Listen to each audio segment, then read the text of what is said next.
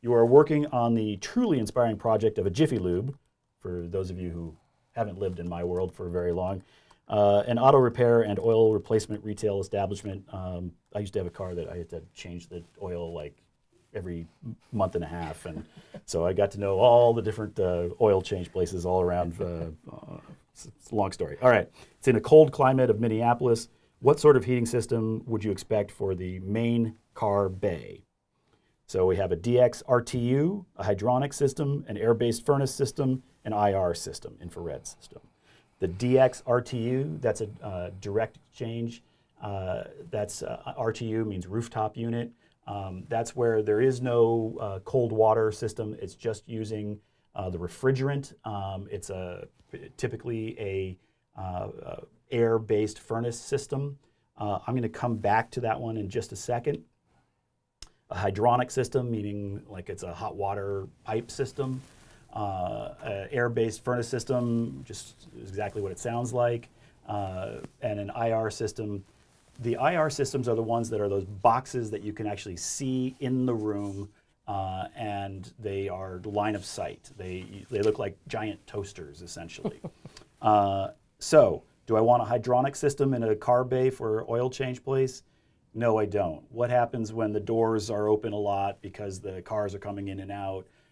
There's a really good chance that I'm going to get things cold enough that I'm going to freeze those pipes, and that's just going to be a terrible idea. I'm going to have to rip up the concrete. So hydronic systems are out. So B is out. So then the question comes, what about A and C? Well, those are both air-based systems where I'm using convective currents, blowing warm air into the space in this cold climate in Minneapolis. And imagine you're doing car repairs and oil changes. This is where the cars are coming in and out at a very fast rate. They're probably in, each car is probably in for 5 to 10 minutes at the most. It means you're opening those doors constantly. So every time you warm all that air up, you then open the door and all that air gets lost outside. This is the air-based systems, terrible idea. So you're not going to do that. And that takes care of both that DX system, which sure looked pretty technical, didn't it? So that was I'll bet that caught a bunch of people.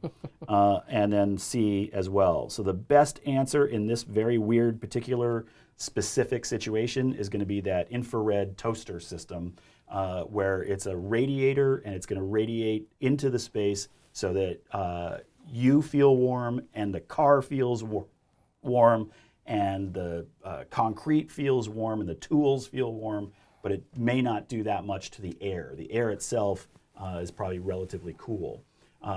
This is the kind of question you would get about these sorts of things. They're not going to ask you a question like, what kind of system should you use for a house or for some, because you could use a hydronic system or an air-based system. Like, it's not specific enough, right? So the reason, what you're looking at in these kinds of questions is, what is it telling me that is going to be the thing that's going to be the driver of how I answer that question?